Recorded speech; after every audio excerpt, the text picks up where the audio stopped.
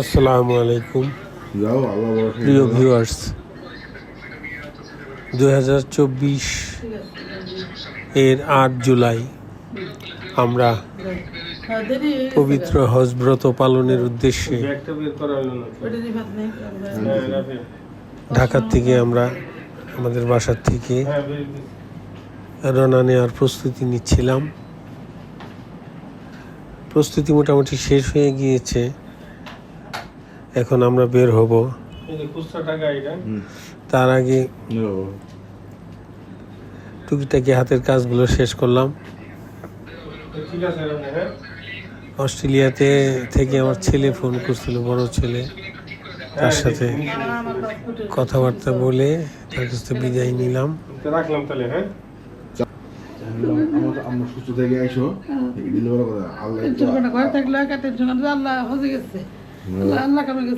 দোয়া করবা যেন সুস্থ হয়ে তোমরা ফিরে আসতে পারো। আল্লাহ হজের দোয়া কিন্তু কবুল হয়, বুঝতে পারছো? তো দোয়াটা দোয়ার মতো করে দিতে হবে। আল্লাহ কাছে দোয়া করতে আমাদের সুস্থ রেখে ফিরে নিয়ে আসো। রওনা দেওয়ার পূর্বে আমরা এটা কিন্তু ইতিমধ্যে হজের প্রথম এবং প্রধান কাজ ইহরাম বাঁধার ক্ষেত্রে কিছু করণীয় কাজ ছিল, সেই কাজগুলো সেরে নিয়েছিলাম। যেমন হাত পায়ের নখ কাটা, শরীর পরিষ্কার করা, গোসল করা, তারপর দাঁত ব্রাশ, মিসওয়াক এইসব শেষ করে উজু করে ইহরাম বাঁধার পূর্বে একটু সুগন্ধি মেখে আমরা বেরিয়ে যাচ্ছি বাসার থেকে। ইহরামের পোশাক পরে নিয়েছি, সেলাইবিহীন 2 টুকরা চাদর। আর আমার স্ত্রী মহিলাদের শরিয়া সম্মতভাবে স্বাভাবিক পোশাক পরিধান করেছেন। আমরা 2 রাকাত নফল নামাজ আদায় করে এবং হজ বা উমরা দুটার জন্য নিয়ত করতে হবে। সেই কাজটা আমরা মিকাত অতিক্রম করার পূর্বে আমরা সেটা করে নেব আর কি।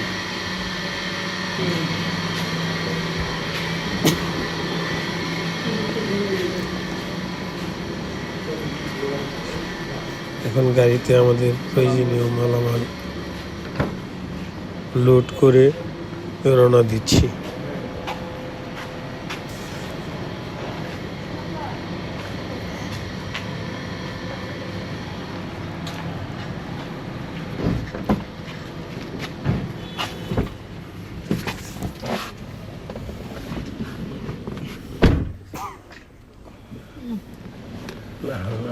এই মুহূর্তে আমরা রওনা দিয়েছি। এখন আমরা হজ ক্যাম্পে যাব।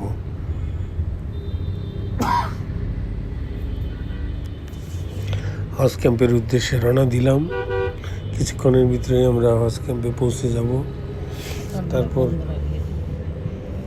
সেখানে প্রয়োজনীয় যে আনুষ্ঠানিকতা আছে সেগুলো শেষ করব। সেই প্রক্রিয়া ইতিমধ্যে আমরা শেষ করে ফেললাম। শেষ করে অর্থাৎ আমাদের এয়ারপোর্টে যে ফর্মালিটিসগুলো রয়েছে সেইগুলো ধাপে ধাপে এখানে শেষ হলো। তারপর আমরা অপেক্ষা করলাম গাড়ির জন্যে। গাড়ি আমাদেরকে সরাসরি এয়ারপোর্টে নিয়ে যাবে এবং বিমানে ওঠার পূর্ব পর্যন্ত সেখানে অপেক্ষা করতে হবে। অর্থাৎ বোর্ডিং পাস নিয়ে যেখানে ওয়েট করতে হয় সেটা করতে হবে।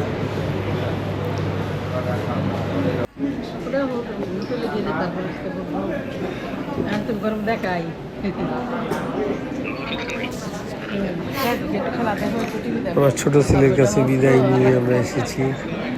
তারপরে কিছুক্ষণ পর পর আমার স্ত্রী তার ছেলের সাথে কথা বলছেন। সে এই সময়টায় আমরা যে 40 দিন দেশের বাইরে থাকব, এই সময়টা সে বাসায় একা থাকবে। এটা একটা দুঃসাহসিক ব্যাপারই বলা চলে। যদিও সে বড় হয়ে গিয়েছে, কিন্তু এই যাবতীয়ভাবে দীর্ঘ সময় একা একা থাকেনি। এই জন্য তাকে খুঁটিনাটি কিছু ইনস্ট্রাকশন দিচ্ছি। আমরা ধীরে ধীরে লাইন ধরে আমরা এগিয়ে যাচ্ছি বিমানের দিকে। কিছুক্ষণের মধ্যে বিমানে আরোহণ করব।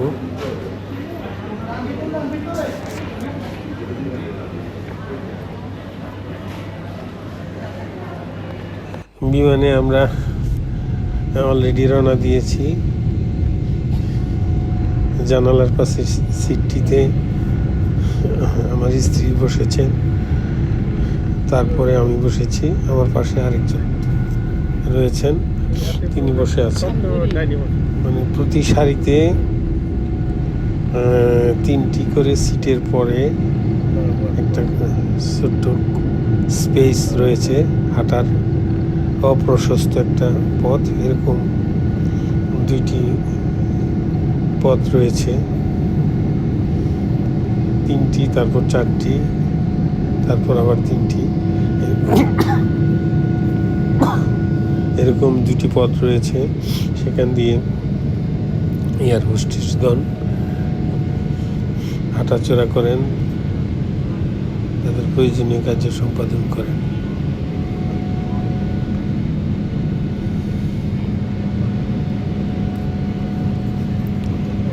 তো আমরা বিমানে বসে আছি, মনে মনে দোয়া দরুদ পড়ছি,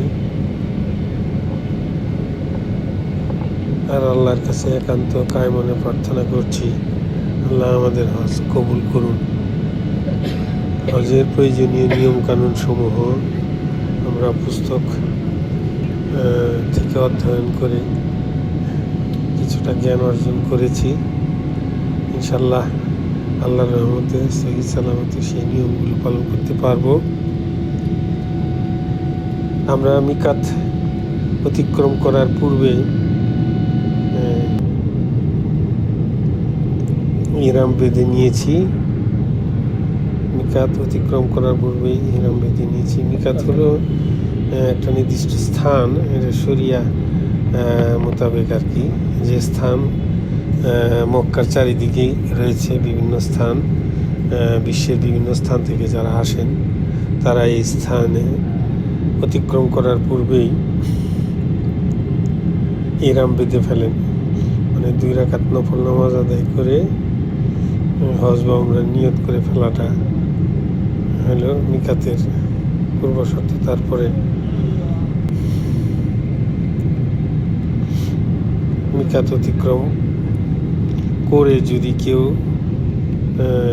নিয়ত আদায় করেন তাকে দম দিতে হবে। এই জন্য পূর্বে এইটা করার নিয়ম সতর্কতার সাথে বিমান থেকে সেটা ঘোষণা করা হয়েছিল, সেভাবে আমরা করেছি, ইহরাম বেঁধে নিয়েছি। আমাদের যাত্রাপথে প্রথম সংক্ষিপ্ত বিরতি ছিল চট্টগ্রাম, ঢাকা চট্টগ্রাম থেকে সরাসরি জেদ্দা। চট্টগ্রাম থেকে কিছু হাজি বিমানে উঠেছেন, তারপর আমরা আস্তে আস্তে রওনা দিয়েছি এবং সন্ধ্যার পূর্বেই আমরা পবিত্র মক্কা নগরীর পূর্বে জেদ্দা এয়ারপোর্টে অবতরণ করেছি। সেখান থেকে দীর্ঘ পথ পাড়ি দিয়ে বাসে আমরা পরে রাতের বেলায় মক্কা শরীফে পৌঁছাই।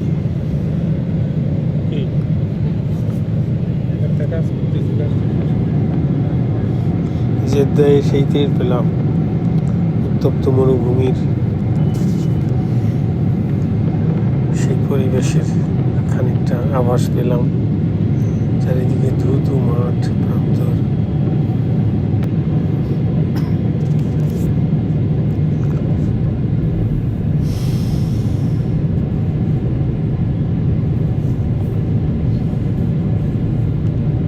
ইনশাল্লাহ আল্লাহ চায় তো আমরা সফলভাবে হজরত পালন করব, এই প্রত্যয় নিয়ে আমরা অপেক্ষা করছিলাম। প্রিয় ভিউয়ার্স, আপনারা জানেন মিকাত সম্বন্ধে যা বলছিলাম আগে, মিকাত বেশ কিছু মিকাত রয়েছে, ইয়ালামলাম, জুলহালাইফা,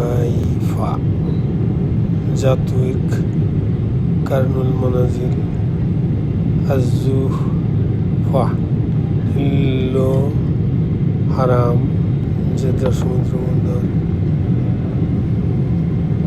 এখানে উল্লেখ্য আকাশপথে মিকাত হলো বাংলাদেশ থেকে যারা হজে যান মূলত কারনুল মানাজিল বা জাতুইক নামক স্থান অতিক্রম করার পূর্বে এরাম বাড়তে হয়।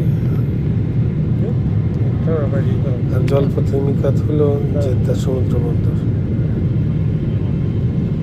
স্থলপথে যদি কেউ যায় তাহলে বাংলাদেশ থেকে স্থলপথে গমনকারীদের মিকাত হলো ইয়ালামলাম। হজের একটা অন্যতম শর্ত হলো ইহরাম বাঁধা। এটি একটি ফরজ কাজ। আপনারা জানেন ইহরাম বাঁধা, বাইতুল্লাহ তওয়াফ করা মূলত ফরজ। দুটি ফরজ, উমরা বা হজের দুটি মূল ফরজ। ওয়াজিব হলো সাফা মারওয়া সাই করা, মাথার চুল মুন্ডন করা, এগুলো ওয়াজিব। এছাড়া অনেকগুলো সুন্নাত কাজ রয়েছে। এই মুহূর্তে আমরা জেদ্দা এয়ারপোর্টে নেমে মালামাল সংগ্রহ করে এয়ারপোর্টের ফর্মালিটি সেরে আমরা ধীরে ধীরে বাইরের দিকে বেরিয়ে যাচ্ছি। এয়ারপোর্টে স্বেচ্ছাসেবক যারা ছিলেন তারা আমাদেরকে আমন্ত্রণ জানাচ্ছেন, সালাম বিনিময় হচ্ছে। কিছু কিছু বাংলাদেশিও আমরা পেলাম, তারা আমাদেরকে সালাম দিয়ে সুন্দর ভদ্র মার্জিতভাবে আমাদেরকে গাইড করছিলেন। আমরা নির্দিষ্ট সময়ে আস্তে আস্তে বাসের জন্যে অপেক্ষা করছিলাম।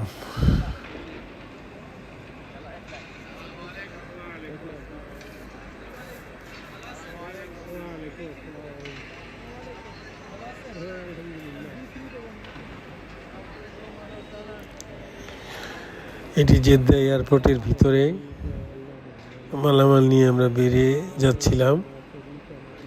তারপর সরাসরি বাইরে না গিয়ে বাসের জন্য অপেক্ষা করছিলাম, কারণ অসংখ্য বাস, অসংখ্য যাত্রী, এগুলো সুশৃঙ্খলভাবে সম্পাদন করতে, ম্যানেজ করতে একটু সময়ের প্রয়োজন। সেই জন্য আমরা ওখানে অপেক্ষা করতেছিলাম, বিশ্রাম কক্ষে আমরা অপেক্ষা করতেছিলাম। তারপর মধ্যরাতের দিকে আমরা প্রায় রাত 12টার দিকে আমাদের বাস এলো। সেই নির্দিষ্ট বাসে আমরা আরোহণ করেছি। তারপর মক্কার উদ্দেশ্যে রওনা দেওয়া। বাসে আমাদেরকে বিভিন্ন পানীয় নাস্তা এগুলো দেওয়া হয়েছে, সেগুলো আমরা গ্রহণ করেছি এবং যথাযথ ইনস্ট্রাকশন আমাদেরকে যা দেওয়া হয়েছিল তা সুন্দরভাবে মেনে আমরা আসন গ্রহণ করেছি এবং প্রায় 3 ঘন্টারও বেশি সময় আমাদের লাগলো। আমরা পবিত্র মক্কা নগরীতে পৌঁছলাম। পরবর্তী পর্বে আমরা